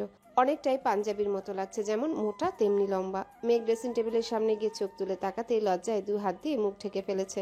খানিক বাদে 2 আঙ্গুল ফাঁক করে এক চোখে তাকিয়ে নিজেকে দেখতে লাগলো। খুশিতে 2 হাত মেলে রুমে ঘুরতে লাগলো। ঘুরতে ঘুরতে ধপ করে বিছানায় এসে বসে পড়েছে। 2 হাতে শার্টের কলার ঠিক করে হাতা টেনে বিছানায় শুয়ে দীর্ঘশ্বাস ছেড়ে চোখ বন্ধ করলো। চোখে ভাসছে গত 9 মাসে আবিরের সঙ্গে কাটানো একের পর এক অপরূপ মুহূর্ত। এসব ভাবতে ভাবতে কখন যে ঘুমিয়ে পড়েছে মেঘ নিজেও জানে না। আবির বিকেলের দিকে বাসায় আসছে। রুমে ঢুকতেই থমকে দাঁড়ালো। নিজের বিছানায় মেঘকে ঘুমন্ত অবস্থায় দেখে তীক্ষ্ণ দৃষ্টিতে তাকালো। আশেপাশে তাকিয়ে সম্পূর্ণ রুম ভালোভাবে নিরীক্ষণ করলো। ব্যাগটা রেখে কয়েক মুহূর্ত প্রখর নেত্রে তাকিয়ে রইল প্রেয়সীর অভিমুখে। ঘুমের মধ্যেও মেঘের ঠোঁটের কোণে হাসি লেগেই আছে। মেঘের পরনে নিজের শার্ট দেখে মুচকি হাসলো। আবিরের নিষ্পলক দৃষ্টি আটকে আছে মেঘের ঘুমন্ত চেহারায়। আনমনে অনেক কিছুই ভেবে নিয়েছে। মেঘকে ডাকার জন্য একবার এগিয়ে গেল, কিন্তু মেঘের গভীর ঘুম থেকে ডাকতে ইচ্ছা করেনি। তাই শাওয়ার নিতে ওয়াশরুমে চলে গেছে। শাওয়ার নিয়ে বেরিয়েও দেখলো মেঘ ঘুমে নিমগ্ন হয়ে আছে। কি করবে কিছুই বুঝতে পারছে না। মনের ভেতর অস্থিরতা, মস্তিষ্কে বিচরণ করছে নানান রং বেরঙের নিষিদ্ধ প্রেমানুভূতি। ইচ্ছে করছে প্রেয়সীর চাঁদের ন্যায় মুখ বিবরে ভালোবাসার পরশেকে দিতে, কিন্তু কিভাবে সম্ভব? আবিরের প্রেয়সী যে এখনো অবুঝ। আবিরের ঠোঁটে হাসি রেখে মেঘের দিকে ঝুঁকে এসে চুল ঝাড়তেই পানির ছিটা মেঘের চোখে মুখে পড়ে। মেঘ ঘুমের মধ্যে ভ্রু কুচকালো, কিন্তু সজাগ হওয়ার কোনো নামই নিল না। আবির রুম থেকে বেরিয়ে বেলকনিতে গেল, বাসার পরিস্থিতি বোঝার চেষ্টা করলো। মিমরা এখনো ফিরেনি। মালিয়া খান নিজের রুমে। আবির আবারও রুমে আসছে। মেঘের দিকে ভালোভাবে তাকাতে পারছে না, আবার না তাকিয়েও থাকতে পারছে না। অন্যদিকে বাসার মানুষের চিন্তা তো আছে। হুট করে কেউ চলে আসলে আর মেঘকে এভাবে আবিরের রুমে দেখলে কি হবে তাই ভেবে পাচ্ছে না। বাধ্য হয়ে শেষ পর্যন্ত মেঘের মাথার কাছে বসে মেঘের চুলে আলতোভাবে হাত বুলিয়ে মোলায়েম কণ্ঠে ডাকলো। মেঘ, মেঘ ঘুমে বিভোর হয়ে আছে। আবির পুনরায় ডাকলো। মেঘ। মেঘ ঘুমের মধ্যে বলল, ওঠ। মেঘ এবার ঠাস করে চোখ মেলল। আবিরের চোখে চোখ পড়তে আশেপাশে চোখ ঘুরালো। এটা আবিরের রুম বুঝতে পেরে তাড়াহুড়ো করে উঠে বসলো। আবির ভাইয়ের বিছানায় ঘুমিয়ে পড়েছিল ভেবেই লজ্জায় মেঘ চোখ তুলে তাকাতে পারছে না। মেঘের আকাশচুম্বী লজ্জা দেখে আবির থমথমে কণ্ঠে বিড়বিড় করলো। রাগ উঠতে এই লজ্জা কোথায় যায়? মেঘ উঠে চলে যেতে নিলে আবির মেঘের বাহু চেপে ধরে। সদ্য ঘুম ভাঙায় মেঘ কথাও বলতে পারছে না। আবির দাঁড়িয়ে মেঘের কাছে এগিয়ে এসে শুধালো। এসবের মানে কি? মেঘ আবিরের দৃষ্টি খেয়াল করে নিচে তাকাতে রীতিমতো কেঁপে উঠল। পরনে আবিরের শার্ট দেখে মেঘের শরীর ঘামতে শুরু করেছে। ভয় আর লজ্জায় মেঘ আড়ষ্ট হয়ে যাচ্ছে। চিবুক নামিয়েছে গলায়। কিছু বলার ভাষা নেই। মেঘের অস্বাভাবিকতা বুঝতে পেরে আবির মেঘকে ছেড়ে দিয়েছে। মেঘ সঙ্গে সঙ্গে দরজার দিকে ছুটল। ব্যালকনিতে গিয়ে শার্ট খুলে পুনরায় আবিরের রুমে দরজা পর্যন্ত এসে শার্ট বিছানার দিকে ছুঁড়ে ফেলে নিজের রুমে চলে গেছে। আবির ঠোঁটে হাসি রেখে দরজার দিকে তাকিয়ে রইল। কিছুক্ষণ পরে মিমরা শপিং করে বাসায় আসছে। এসেই মেঘকে ডাকা শুরু করলো। মেঘের জন্য জুতা, 3 পিস আরো অন্যান্য প্রয়োজনীয় জিনিস নিয়ে আসছে। মেঘ শপিং খুলে দেখছে। একটা শপিং দেখিয়ে বলল, ওইটাতে কি আছে আম্মু? হালিমা খান শপিং ব্যাগটা মেঘের দিকে এগিয়ে দিয়ে বলল, আবিরা তানবীরের জন্য শার্ট আছে এটাতে। মেঘ গম্ভীর গলায় বলে, পাঞ্জাবি আনোনি? পাঞ্জাবি তেমন ভালো লাগে না, তাই আনিনি। ও। হালিমা খান আদিকে পাঠালেন আবিরকে ডাকার জন্য। আবির নিচে আসতে মেঘ লজ্জায় মিমের পেছনে গিয়ে লুকিয়ে পড়েছে। আকলিমা খান আবিরকে 2টা শার্ট দিয়ে বলল, দেখো পছন্দ হয় কিনা। আবির দাঁত বের করে হাসলো, তারপর স্বাভাবিক কণ্ঠে বলল, তোমার পছন্দকে কি আমি কখনো খারাপ বলেছি? তা বলিনি, কিন্তু খুব ভালো লেগেছে সেটাও কখনো বলো না। এত বছর বাইরে ছিলে, তোমার পছন্দ অপছন্দ সম্পর্কে তেমন কিছু ধারণা নেই, তাই একটু চিন্তায় থাকি। আবির হেসে বলল, তোমরা মাঝে মাঝে এমন কথা বলো যে আমি ভিন গ্রহে ছিলাম, নতুন নতুন পৃথিবীতে পা রাখছি। আবিরের কথা শুনে সবাই একসঙ্গে হেসে উঠল। আবির নীরব দর্শকের মতো সব দেখলো, আর মেঘ মিমের আড়াল থেকে লুকিয়ে লুকিয়ে আবিরকে দেখছে।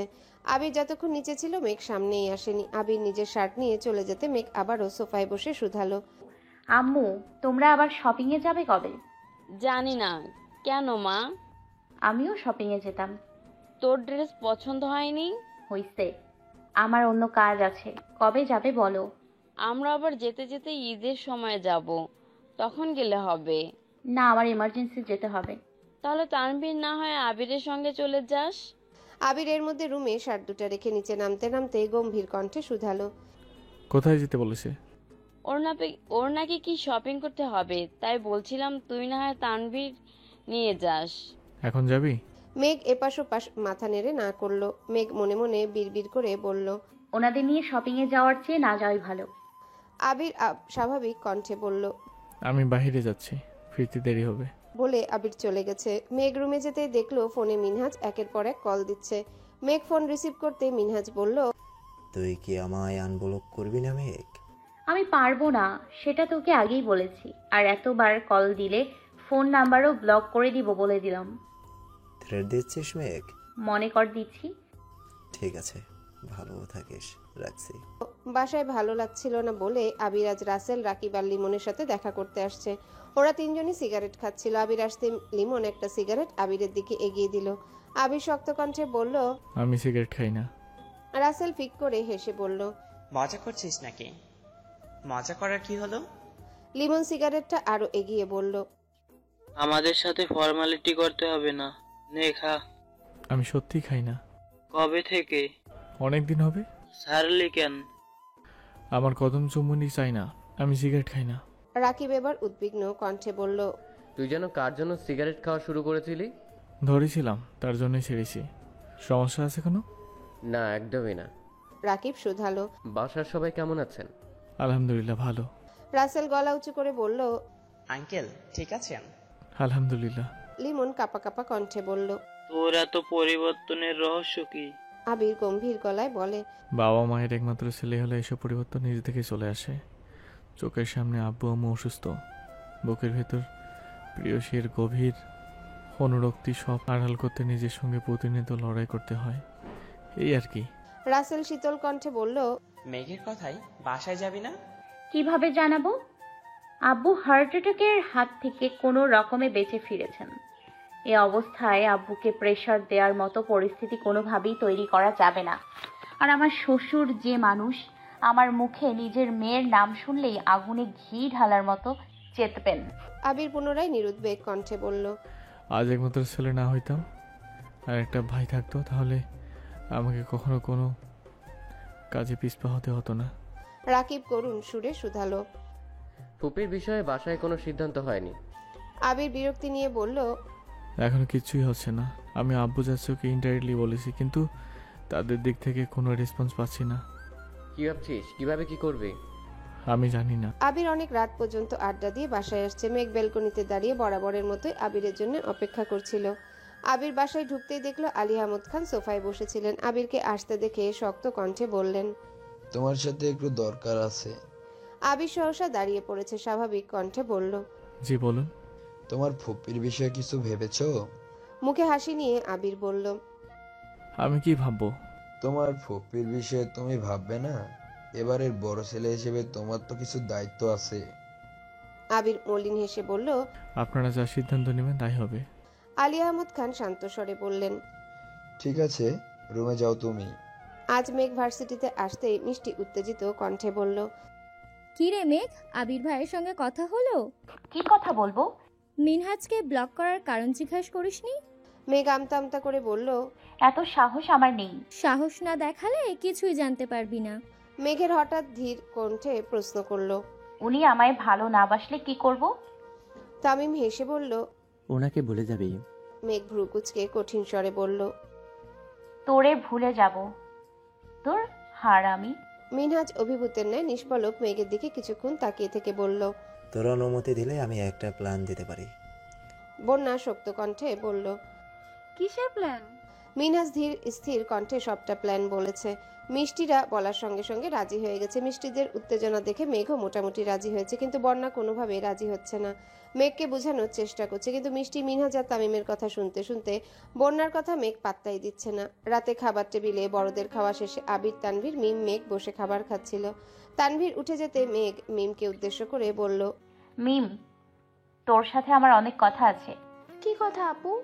মেঘ বিড়বিড় করে বলল, আমার ভার্সিটি ফ্রেন্ডদের কথা বলছিলাম না তোকে? হ্যাঁ, এখন কি হয়েছে?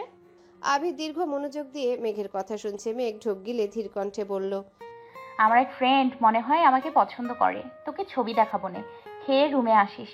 মিম আচ্ছা বলে চোখ তুলতেই নজর পড়ে আবিরের দিকে। আবির অগ্নিদৃষ্টিতে তাকিয়ে আছে মেঘের দিকে। মিম সে দৃশ্য দেখে টেবিলের নিচ দিয়ে মেঘকে চিমটি কেটে বিড়বিড় করে বলল, আপু চুপ করো, ভাইয়া তোমার কথা শুনে ফেলছে। মেঘ মিমের কথায় তেমন পাত্তা না দিয়ে আবারও বলল, ওরা তোর কথা খুব বলে, তোকে নিয়ে একদিন ওদের সাথে দেখা করতে যাবো না, ঠিক আছে? ভয়ে মিমের কণ্ঠ ভিজে এলো। দাঁতে দাঁত চেপে বলল, সময় হলে যাব, এখন চুপ করো তুমি। মেঘ উত্তেজিত কণ্ঠে পুনরায় বলল, জানিস মিম, ওর নামের প্রথম অক্ষরও এম। আবির সঙ্গে সঙ্গে খাবার রেখে দাঁড়িয়ে পড়েছে। হালিমা খান উদ্বিগ্ন কণ্ঠে শুধালেন, কি রে, খাবার শেষ না করে উঠে পড়লি যে? খেতে ইচ্ছে করছে না। কেন, কি হয়েছে তোর? কিছু না। আবির রাগে ফুঁসতে ফুঁসতে রুমে চলে গেছে। মেঘ এবার দীর্ঘ শ্বাস ছেড়ে চোখ তুলে তাকালো। মেঘের নেত্রদ্বয় টলমল করছে। আবিরের সামনে ভাবে কথা বলা মেঘের কাছে তৃতীয় বিশ্বযুদ্ধের সমতুল্য। ভয়ে মেঘের হাত পা কাঁপছিল। নিচ দিকে তাকিয়ে কোনো রকমে কথাগুলো বলেছে মেঘ। আবির কোনো দিকে না তাকিয়ে রুমে চলে গেছে। মেঘ গভীর রাত পর্যন্ত টিভি দেখেছে আর আবিরের জন্য অপেক্ষা করেছে। প্রায় 1টা নাগাদ মেঘ রুমে গিয়ে শুয়ে পড়েছে। পরদিন সকালে আবারও খাবার টেবিলে আবিরের সঙ্গে দেখা। মেঘ কোনোভাবে আবিরের চোখের দিকে তাকায় না, কারণ আবির ভাইয়ের চোখে চোখ রাখলে মেঘের সবকিছু গুলিয়ে যাবে। বড়দের কথার মাঝখানে মিম কি একটা কথা বলেছে, কিন্তু কেউ মিমের কথা কানেই নেয়নি। মেঘ মিমকে উদ্দেশ্য করে উচ্চ স্বরে সচেতন কণ্ঠে বলল, শোন মিম, যেখানে গুরুত্ব পাবি না সেখানে কখনো কোনো কথা বলবি না, যেখানে গুরুত্ব পাবি সেখানেই নিজের মতামত দিবি। মেঘের বিজ্ঞান ন্যায় কথা শুনে মিম আহাম্মকের মতো তাকিয়ে আছে। মেঘের অধিবিদ্যার ন্যায় কথা শুনে তানভীর আশ্চর্য নয়নে তাকিয়ে শুধালো, বোনো, তুই এভাবে কথা বলছিস কেন? কে তোকে প্রাধান্য দেয়নি বল শুধু। মোজাম্মেল খান ভারী কণ্ঠে বললেন, কেন, তাকে কি করবা? তানভীর ধীর কণ্ঠে বলল, কিছু করবো না। মেঘ তানভীরের দিকে তাকিয়ে তটস্থ হয়ে বলল, এমনি মিমকে বোঝাচ্ছি। আবিরের আখিজোড়া মেঘের পানে গভীরভাবে অনুবন্ধী হয়ে আছে। মেঘ তানভীরের থেকে নজর সরিয়ে মাথা নিচু করে ফেলল। মিনহাজের পরিকল্পনায় মেঘ এমনটা করছে যাতে আবিরের মনের ভাব বুঝতে পারে। খাবার টেবিলে যে যার মতো খাবার খাচ্ছে, অথচ আবিরের দৃষ্টি মেঘেতে স্থির। মেঘ যে ইনডাইরেক্টলি আবিরকে খোঁচা দিচ্ছে এটা আবিরের বুঝতে বাকি নেই। মেঘ খাবার খেয়ে চুপচাপ উঠে গেছে। আবির কিছুক্ষণ নিবিড় চিন্তায় মগ্ন থেকে খাওয়া শেষ করে অফিসে চলে গেছে। আবির আজ অফিসের কাজে কোনোভাবেই মনোযোগ দিতে পারছে না। আবিরের বুকের ভেতর অদৃশ্য হাওয়া বইছে, হৃদয়ে তোলপাড় চলছে, এসিতে বসেও শরীর ঘামছে। দুশ্চিন্তায় আবিরের শ্যামবর্ণের চেহারা কালচে বর্ণ ধারণ করেছে। ফাইল এলোমেলো অবস্থায় ফেলে টেবিলের উপর মাথা রেখে শুয়ে আছে। রাকিব একটা ফাইল নিয়ে রুমে ঢুকে আবিরকে দেখে তাড়াতাড়ি এগিয়ে এসে বলল, কি হয়েছে আবির, অসুস্থ লাগছে? আবির টেবিল থেকে মাথা তুলতে আবিরের অসহায় মুখ দেখে রাকিব ভ্রু কুঁচকে বলল, কোনো কিছু নিয়ে দুশ্চিন্তায় আছিস? মেঘ ইদানিং কেমন জানি ব্যবহার করছে। কেমন করতেছে? ডিরেক্ট কিছুই বলে না, তবে কেমন জানি ঠেস দিয়ে কথা বলে। রাকিব মৃদু হেসে বলল, তোকে পরীক্ষা করছে হয়তো। তা বোঝার বয়স আমার হয়েছে। তাহলে দুশ্চিন্তা কি নিয়ে করছিস? খোঁচাখুচিটা যদি সিরিয়ালি রূপ নেয় তার জন্য ভয় হচ্ছে। আমি সেদিন ওর আইডি থেকে মিনা ছেলেটাকে ব্লক করেছি। ও তেমন কোনো রিয়েকশন দেখায়নি, আনব্লকও করেনি। ঠিক এই ভার্সিটিতে ঘন্টার পর ঘন্টা ছেলেগুলোর সাথে আড্ডা দেয়। রাকিব গম্ভীর কণ্ঠে বলল, তুই যে বিষয়ে কোনো না কোনো দিন দুশ্চিন্তায় পড়বি সেটা আমার অজানা নয়। তোকে কম করে হলেও 1000 বার বলছি, তুই একবার ওদের সাথে পার্সোনালি দেখা করলে এত কাহিনীর কিছুই হতো না। আমি রাগ কন্ট্রোল করতে পারি না, জানিস তো। এখন পর্যন্ত যে কয়েকজনকে নিজের হাতে মেরেছি সব কটাতে আরামের জন্য মার খেয়েছে।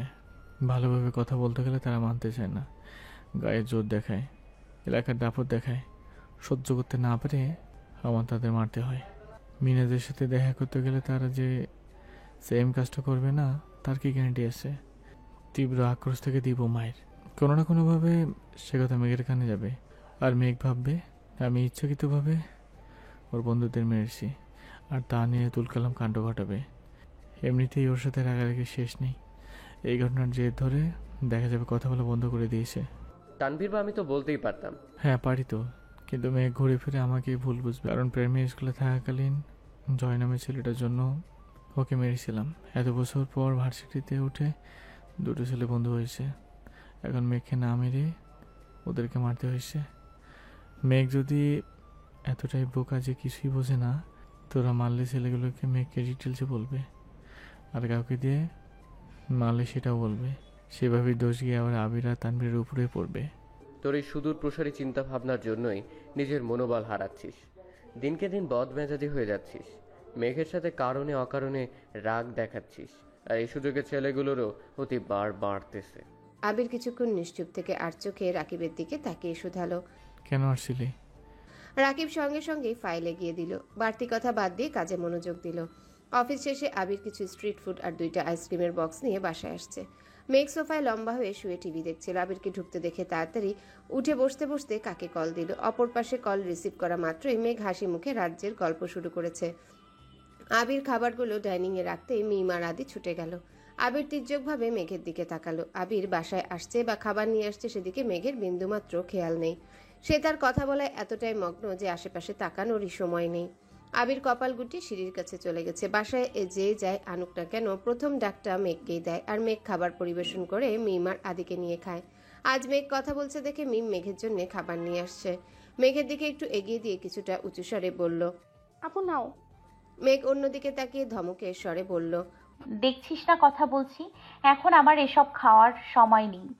আবির সিঁড়ি থেকে সেই দৃশ্য দেখে রাগে ধপধপ করে পা ফেলে রুমে চলে গেছে। মেঘ ধমকটা মিমকে দিলেও সেটা যেন আবিরের হৃদয়ে গিয়ে লাগছে। মেঘ আজ পর্যন্ত এমন কাজ কখনো করেনি। বন্যারা কারোর সাথে কথা বললেও আবির তানভীর আসলে কথা শেষ করে কল কেটে দিত, অথচ আজ তার ভিন্ন রূপ। আবির চলে যেতে মেঘ গম্ভীর কণ্ঠে বলল, ফোন রাখ, এখন খাবো না আমি। মিম ধমক খেয়ে মন খারাপ করে মেঘের জন্য আনা খাবার আবার নিয়ে গেছে। মেঘ তপ্ত স্বরে বলল, এই মিম, আমার ভাগ আমায় দিয়ে যা। মিম মন খারাপ করে বলল, তুমি না বললে তোমার এসব খাওয়ার সময় না? সময় ছিল না, এখন আমার অফুরন্ত সময়। সবগুলো আমার কাছে নিয়ে আয়। মিম খাবারগুলো মেঘের কাছে গিয়ে চলে যেতে নিলে মেঘ মিমের হাত টান দিয়ে মেঘের পাশে বসিয়ে হেসে বলল, রাগ করছিস? সরি বাবু। মিম কিছু বলছে না দেখে মেঘ দুহাতে মিমকে কাতুকুতু দেওয়া শুরু করলো। সহসা মিমের ছোট্ট দেহ কম্পিত হলো, নড়তে নড়তে বলল, আপু ছাড়ো। মেঘ হাসতে হাসতে বলল, তুই যতক্ষণ না হাসবি ততক্ষণ ছাড়বো না। কাতুকুতু সহ্য করতে না পেরে মিম হাসতে শুরু করলো। মেঘ সঙ্গে সঙ্গে কাতুকুতু দেওয়া থামিয়ে দিয়েছে। দুবোন গল্প করতে করতে আবিরের রান্না খাবারগুলো খেয়েছে। আদি নিজের ভাগের খাবার নিয়ে আগেই রুমে চলে গিয়েছিল। কিছুক্ষণ পর গল্প করতে করতে মেঘ মিমের উরুতে মাথা রেখে শুয়ে পড়েছে। মিম মেঘের চুলে হাত বুলিয়ে মৃদুস্বরে বলল, কি হলো আপু? মেঘ লাজুক হাসলো আর বলল, জানিস আমি একজনের প্রেমে পড়েছি। মিম উত্তেজিত কণ্ঠে চেঁচিয়ে উঠল, সত্যি? কার? মেঘ দুহাতে মুখ লুকিয়ে বলল, বলা যাবে না। প্লিজ আপু বলো, কে সে? আছে কেউ একজন। পছন্দ করো?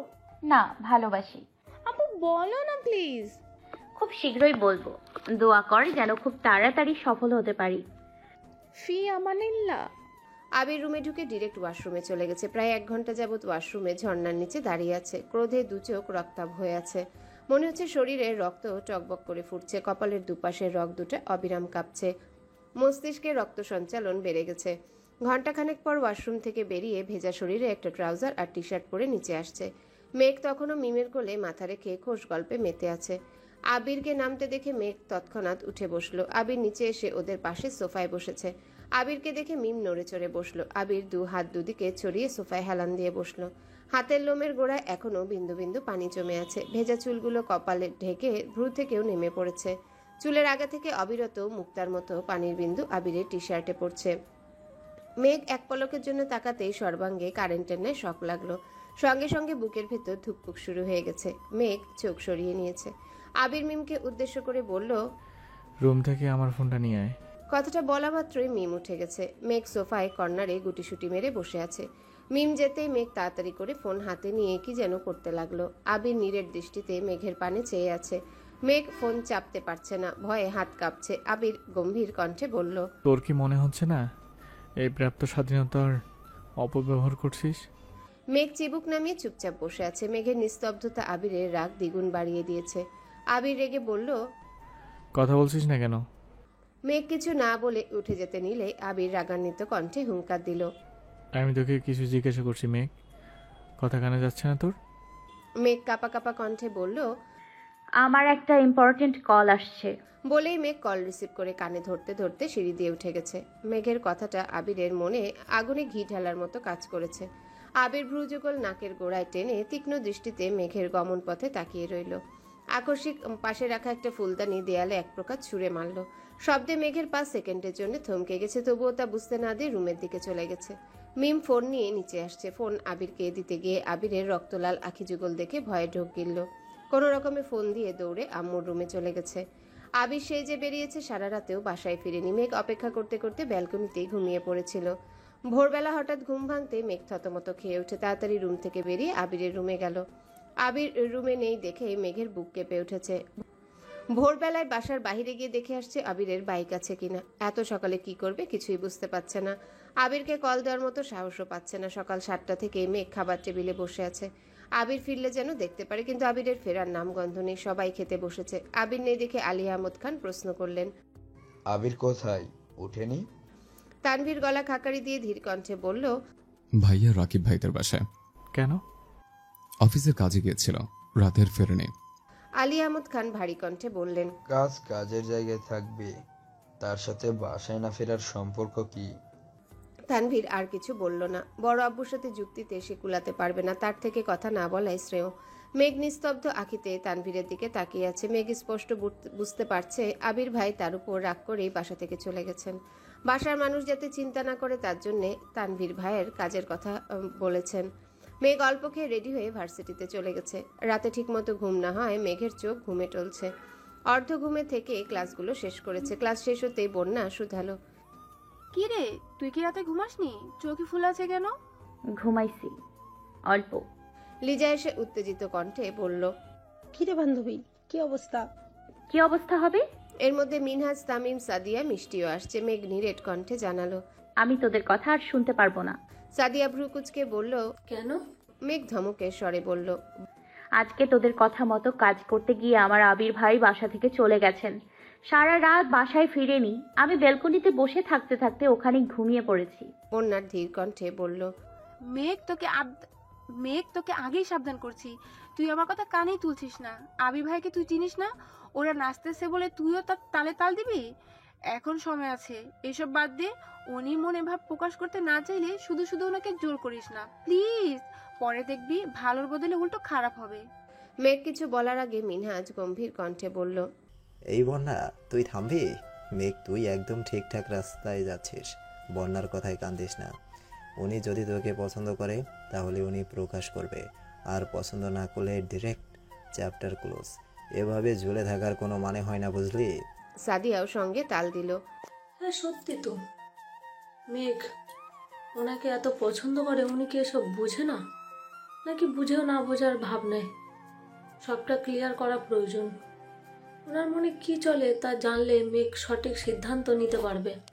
বন্যা ভরা গলায় বলল, তোরা বোঝার চেষ্টা কর। মেঘ তোদের মতো বুঝদার আর স্ট্রং না। উল্টাপাল্টা আচরণ করলে আবির ভাই মেঘকে মেরেই ফেলবে। মিনহাজ রাগী স্বরে বলল, কোন অধিকারে মারবে? কার এত বড় সাহস যে মেঘের গায়ে হাত তুলবে? মেঘ তোকে কিছু বললে তুই শুধু আমায় বলবি, বুঝলি? বন্যা উপহাসের স্বরে বলল, দাপট দেখাতে গিয়েই নিষেধ করছিলাম। তুই আবির ভাইয়ের সম্পর্কে জানিস না, তাই দয়া করে চুপ থাক। মেঘ, তুই তো ওনাকে চিনিস। প্লিজ প্লিজ আমার কথাটা মান। ওদের কথা মতো এমন কাজ করিস না প্লিজ। মেঘ নিরুপায় হয়ে সবার দিকে তাকালো। একদিকে বন্যা বারণ করছে, অন্যদিকে বাকি সবাই বলছে মেঘ যা করছে একদম ঠিক করছে। অন্যদিকে আবির ভাইয়ের আগে বাসা থেকে চলে গেছেন। মেঘ এখন কি করবে? মিনহাজ ফটাফট বলা শুরু করলো, দেখ মেঘ, উনি তোর আচরণে রেগে বাসা থেকে চলে গেছে মানে ওনার মনে কিছু একটা আছে। এখন সেটা আমাদের প্রকাশ করাতে হবে। মাঝপথে ছেড়ে দিলে তুই জীবনেও তোর কাঙ্ক্ষিত কথা জানতে পারবি না। এখন তুই ভাব, বন্যার কথা মেনে এভাবেই চলবি, নাকি আমাদের কথা মেনে তোর আবির ভাইয়ের মনের কথা শুনবি? মেঘ বোকার মতো তাকিয়ে আছে। লিজা পুনরায় বলল, তোর প্রেম রোগের বছর হয়ে যাচ্ছে। আর কতদিন তোর প্রেম রোগের বছর হয়ে যাচ্ছে? আর কতদিন ওনার পিছু পিছু ঘুরবি বলতো?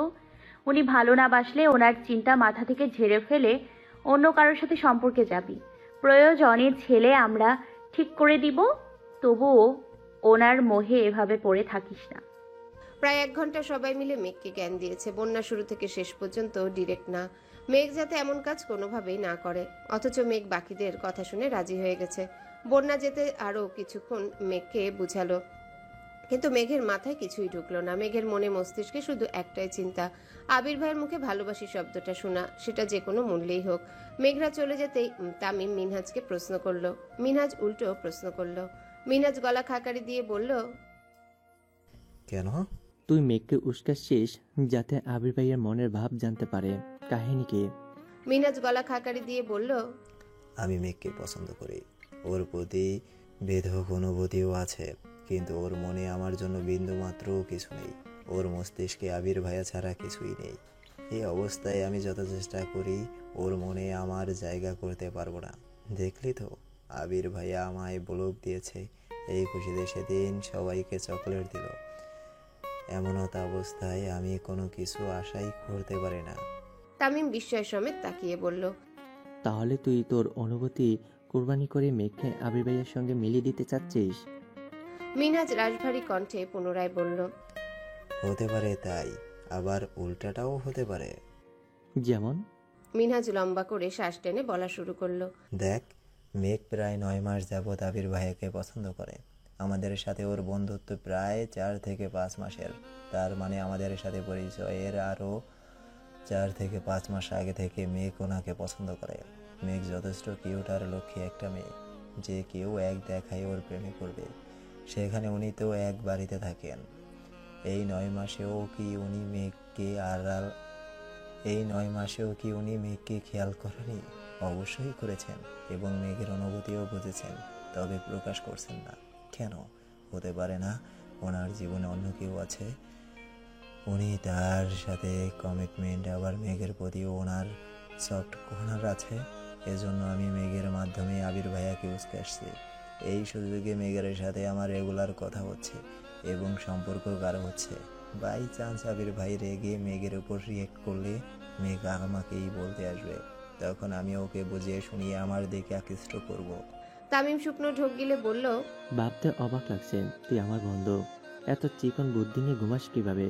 মিনহাজ খিকখিক করে হেসে উঠল। হাসতে হাসতে বলল, তুই বলছিলি ওনারা ইচ্ছাকৃত ওনাদের অবস্থান বোঝাতে আমাদের মেঘের বার্থডেতে ডেকেছিল। আবির ভাইয়া প্ল্যান করতে পারলে আমি কেন পারবো না? আর যদি আবির ভাই মেঘকে ভালোবাসি বলে দেন, তখন কি করবে? তখন মেঘের চিন্তা মাথা থেকে ঝেড়ে ফেলবো। তবুও বিষয়টার সমাধান হওয়া দরকার। সপ্তাহ কেটে যাচ্ছে, অথচ মেঘের ব্যবহার অপরিবর্তিত। আবিরকে এড়িয়ে চলা, আবিরকে দেখিয়ে দেখিয়ে ফোনে কথা বলা, ইচ্ছাকৃত খোঁচানো সবই চালাচ্ছে। আবির দু একবার মেঘের সঙ্গে কথাও বলতে চেয়েছে, কিন্তু মেঘের ব্যস্ততার পাত্তা না দেওয়ায় আবির আর কিছু বলেনি। মেঘকে মেঘের মতোই ছেড়ে দিয়েছে। তানভীরাজ এমপির সাথে একটা প্রোগ্রামে ব্যস্ত। সকালে না খেয়ে বেরিয়েছিল। আবির দুপুর পর্যন্ত আব্বুর অফিসের কাজ শেষ করে বিকেলে নিজের অফিসে আসছে। গুরুত্বপূর্ণ একটা মিটিং আছে, সকালে থাকতে পারবে না বলে মিটিং বিকালে রেখেছিল। ইদানিং মেঘের উড়নচণ্ডী চলাচলে আবিরের মনের সাথে সাথে কাজেও তার প্রভাব পড়ছে। মিটিং গত সপ্তাহে হওয়ার কথা ছিল, আবির সেটা পেছাতে পেছাতে আজ পর্যন্ত টেনে এনেছে। আব্বু চাচ্চুর সামনে স্ট্রংভাবে কাজ করলেও নিজের অফিসে এসেই সম্পূর্ণ ভেঙে পড়ে। আজ নিজেকে শক্ত রাখতে ফোন বন্ধ করে ড্রয়ারে রেখে দিয়েছে। নিজের রুম ছেড়ে ল্যাপটপ নিয়ে রাকিবের রুমে কাজ করছে। রাসেল দুপুর পর্যন্ত অফিস করেছে। আজ তার গার্লফ্রেন্ডের জন্মদিন, তাই দুপুরের দিকে চলে গেছে। প্রায় 2 ঘন্টা আবিরদের মিটিং চলল। মিটিং শেষে রাকিব বের হতে হতে পকেট থেকে ফোন বের করতে দেখলো রাসেল 10 বার কল দিয়েছে। রাকিব কল ব্যাক করতে রাসেল আতঙ্কিত কণ্ঠে বলল, ওই আবির কই? আবিরকে তাড়াতাড়ি নেটে আসতে বল। কেন, কি হয়েছে? তুই আবিরকে বল। বলেই রাসেল কল কেটে দিয়েছে। আর রাকিব আবিরকে বলা মাত্র আবির রুমে গিয়ে ফোন খুলে নেটে ঢুকতেই রাসেলের মেসেজ আসতে, সাথে ছবিও। ছবিতে চাপ দিতেই দেখলো মিনহাজ বেশ কয়েকটা লাল গোলাপ হাতে হাঁটু গেড়ে বসে মেঘের সামনে ফুল ধরে রেখেছে। মেঘ ফুলগুলোর দিকে তাকিয়ে আছে। বন্যা, মিষ্টি, সাদিয়া, লিজা, তামিম সবাই পাশে দাঁড়ানো। ছবিটা দেখা মাত্রই আবির ধপ করে চেয়ারে বসে পড়েছে। রাকিব ক্লায়েন্টদের সাথে কথা বলায় ব্যস্ত। আবির কয়েক মুহূর্তের মধ্যেই বাইকের চাবি নিয়ে বেরিয়ে যাচ্ছে। রাকিব পেছন থেকে ডেকে বলল, কোথায় যাচ্ছিস? আবির উত্তর না দিয়ে বেরিয়ে গেছে। রাসেলকে কল দিয়ে জায়গাটা জেনে দ্রুত পৌঁছালো সেখানে। মেঘদের কাছাকাছি গিয়ে বাইকের ব্রেক কষল। মেঘরা সবাই গোল মিটিং করে বসে চা খাচ্ছিল। মিনহাজের হাতে এখনো একগুচ্ছ লাল গোলাপ। রাসেল আর তার গার্লফ্রেন্ড কিছুটা দূরেই বসেছিল। আবির মেঘদের কাছে আসতেই সবাই মাথা উঁচু করে তাকালো। চায়ের কাপ সাইডে রেখে সবাই একসঙ্গে দাঁড়ালো। মেঘ আবিরের শ্যামবর্ণের চেহারার পানে চেয়ে আছে। সহসা হৃৎপিণ্ডের ধুকপুকানি বেড়ে গেছে, সাথে মনের ভেতরে খুচখুচ লেগেই আছে। আবির চোখ বুঝে দীর্ঘশ্বাস ছেড়ে 2 কদম এগিয়ে মেঘের ঠিক সামনে গিয়ে দাঁড়ালো। মেঘ কিয়ৎক্ষণ আহাম্মকের মতো চেয়েই রইল, কিছু বলল না। আবির প্রখর নেত্রে মেঘের চোখের দিকে তাকিয়ে বাজখাই কণ্ঠে প্রশ্ন করল, এখানে কেন আসছিস? মেঘের অনিচ্ছা সত্ত্বেও ঠোঁটে মিষ্টি হাসি রেখে স্বাভাবিক কণ্ঠে বলল, আড্ডা দিতে। আবির পুনরায় প্রশ্ন করল, শুধু আড্ডা দিতে? জি। মেঘের কণ্ঠস্বরে নিরুত্তাপ ভাব দেখে আবিরের মেজাজ চরম লেভেলের খারাপ হচ্ছে। বারবার চোখে সেই ছবিটাই ভাসছে। আবির রাগান্বিত কণ্ঠে বলল, সত্যি কথা বল মেঘ। মেঘ নিরুত্তর। মিনহাজ স্বাভাবিক কণ্ঠে বলল, ভাইয়া, মেঘ কিছু বলবেন না? আবির ঘাড় ফিরিয়ে রক্তাভ চোখে তাকালো মিনহাজের দিকে। কণ্ঠে অগ্নি ঢেলে হুঙ্কার দিয়ে উঠল, স্টপ ইওর মাউথ। আমি তোমার সঙ্গে কথা বলতে আসিনি এখানে। আজ আমার আর মেঘের মাঝে কেউ একটা শব্দ করলে তোর লাশ পড়বে এখানে। আবিরের লাল চোখ জোড়া দেখে মিনহাজ দৃষ্টি নামিয়ে নিল। বন্যা সহ সবাই মাটির দিকে তাকিয়ে আছে। আবিরের হুঙ্কারের ভয়ে সবকটা কাঁপছে। ওদের অবস্থা দেখে আবির নিজেকে শান্ত করার ব্যর্থ চেষ্টা করলো, কিন্তু ভিতরের ক্রোধের কাছে হার মানতে বাধ্য হলো। আবিরের এমন কাণ্ডে মেঘ অবাক চোখে তাকিয়ে আছে, তিরতির করে কাঁপছে ঠোঁট। বুকের ভিতর হৃৎপিণ্ডটা দিকবিদিক ছুটছে, ভয়ে ঢোক গিলল। আবির মেঘের চোখে চোখ রেখে কণ্ঠ 4 গুণ ভারী করে শুধালো, তুই ওই ছেলেকে পছন্দ করিস? হ্যাঁ কি না? মেঘ নীরের দৃষ্টিতে আবিরের দিকে তাকিয়ে আছে, বারবার ঢোক গিলছে, কিছু বলতে পারছে না। মেঘ সহসা তাকালো ওদের দিকে। মিষ্টিরা চোখে ইশারা দিয়ে হ্যাঁ বলতে বলল। আবির ভাইয়ের মনের কথা জানার এর চেয়ে উত্তম উপায় আর নেই। মেঘের শ্বাস আটকে যাচ্ছে, শ্বাসনালীতে তুফান চলছে। কি করে বলবে এত বড় মিথ্যাটা? আবির মেঘের বাহুতে চেপে ধরে বাজকায় ঘন্টে চিৎকার করলো, তাকায় দিকে। মেঘের দেহ আবারও কম্পিত হলো, সঙ্গে সঙ্গে তাকালো আবিরের চোখের দিকে। রক্তাভ দু চোখ থেকে যেন আগুন বের হচ্ছে, সেই আগুনে মেঘের হৃদয় পুড়ে ছারখার হয়ে যাচ্ছে। মিনহাজদের শেখানো প্রতিটা কথা মেঘের মাথায় ঘুরছে। আবির ভাইয়ের মনের কথা জানতে হলে মিথ্যাটা বলতেই হবে। মেঘ ঢোক গিলে ফোঁস করে শ্বাস ছেড়ে গম্ভীর কণ্ঠে বলল, হ্যাঁ। আবির সহসা মেঘের বাহু ছেড়ে দিয়েছে। কয়েক মুহূর্ত মেঘের চোখের দিকে তাকিয়ে রইল। কপাল ঘামছে। আবির হাত দিয়ে কপালের ঘাম মুছে ঘুরে গিয়ে বাইকে বসে বাইক স্টার্ট দিল। রাসেল আবিরকে থামানোর অনেক চেষ্টা করেছে, কিন্তু আবির বাইক থামানোর অবস্থায় নেই। আবির চলে গেছে। মেঘ আকস্মিক মাথা ঘুরে পড়তে নিলে বন্যা তাড়াতাড়ি মেঘকে জড়িয়ে ধরে। আবিরের সামনে মেঘ যতই শক্ত কণ্ঠে কথা বলুক না কেন, ভেতরের কম্পনের কাছে সব হার মানতে বাধ্য। মেঘ অজ্ঞান হয়ে বন্যার কোলে শুয়ে আছে। মিষ্টিরা পানি এনে মেঘের চোখে মুখে পানি ছিটাচ্ছে। এর মধ্যে রাকিব আসছে। আবির কল না ধরায় রাকিব রাসেলকে কল দিয়েছিল। রাসেল সবটা বলাতে রাকিব সঙ্গে সঙ্গে অফিস ছুটি দিয়ে রওনা দিয়েছে। তানভীরকেও সব জানিয়েছে। রাকিব বাইক থামিয়ে আতঙ্কিত কণ্ঠে শুধালো, আবির কোথায়? আবির চলে গেছে। কোথায়? জানি না। রাকিব উদ্বিগ্ন কণ্ঠে চেঁচিয়ে উঠল, তুই ওকে আটকাতে পারলি না? ও কি আমার কথা শোনার মানুষ? চেষ্টা তো করছি। ওদের কথোপকথনের মধ্যে তানভীর বাইক থেকে নেমে রাগান্বিত কণ্ঠে বলল, ভাইয়া কোথায়? রাকিব মৃদুস্বরে বলল, ও বাইক নিয়ে চলে গেছে। তানভীর আকপাস না ভেবে মিনহাজকে এলোপাতাড়ি মায়ের শুরু করলো। তামিম বাঁচাতে আসলে তামিম এর গায়েও বেশ কিছু মায়ের পড়েছে। রাকিব রাসেল তাড়াতাড়ি গিয়ে তানভীরকে টেনে হিঁচড়ে সরিয়ে আনলো। দুজন মিলে তানভীরকে আটকে রাখতে পারছে না। মায়ের চোটে মিনহাজের হাতের ফুলগুলো মাটিতে পড়ে গেছে। মিনহাজের নাক দিয়ে রক্ত বেরোচ্ছে। রাকিব আর রাসেল তানভীরকে শান্ত করে গম্ভীর কণ্ঠে বলল, তুই মেঘকে নিয়ে বাঁচায় যা। তানভীর মেঘকে ধমক দিতে গেলে রাকিব সঙ্গে সঙ্গে ভারী কণ্ঠে বলল, তানভীর, মেঘকে কিছু বলবি না, চুপচাপ বাসায় নিয়ে যা। তানভীর দীর্ঘশ্বাস ছেড়ে বন্যার দিকে এক পলক তাকালো। রাগ আর ক্রোধ যেন বেরিয়ে আসতে চাইছে। ঘুরে যেতে নিলে ফুলগুলোর দিকে তাকিয়ে তানভীরের নজরে পড়ে। সঙ্গে সঙ্গে পায়ের জুতা দিয়ে টকটকে লাল গোলাপগুলো পিষে ফেলেছে। মিষ্টিরা চোখ নামিয়ে সেই দৃশ্য দেখলো। কেউ চোখ তুলে তানভীরের মুখের দিকে তাকাতে পারছে না। তানভীর বাইকের কাছে যেতে যেতে মিনহাজদের দিকে তাকিয়ে রাগান্বিত কণ্ঠে হুঙ্কার দিল, আমি এখন চলে যাচ্ছি ঠিকই, কিন্তু আমার ভাইয়ের কিছু হলে তোদের খবর আছে, এই বলে দিলাম। তানভীর বাইকে স্টার্ট দিয়ে মেঘকে উদ্দেশ্য করে ভারী কণ্ঠে বলল, ওঠ। রাকিব আবারও বলল, মেঘকে চুপচাপ বাসায় নামায়া দিবি, রাগ দেখাবি না বললাম। তানভীর মিনহাজদের দিকে একবার তাকালো। গম্ভীর কণ্ঠে রাকিবের উপর চেঁচিয়ে উঠল, আমার ভাইকে তাড়াতাড়ি খুঁজে বের করো, নয় লাশ খুন করার ব্যবস্থা করো, আমি আসছি। হ্যালো বন্ধুরা, পরবর্তী পার্ট খুব তাড়াতাড়ি আসবে, তো সবাই অপেক্ষায় থাকো। আর চ্যানেলটি যারা এখনো সাবস্ক্রাইব করোনি তারা পরবর্তী পার্ট দেখার জন্য চ্যানেলটি সাবস্ক্রাইব করে রেখো। ধন্যবাদ সবাইকে, আমাদের সাথেই থেকো।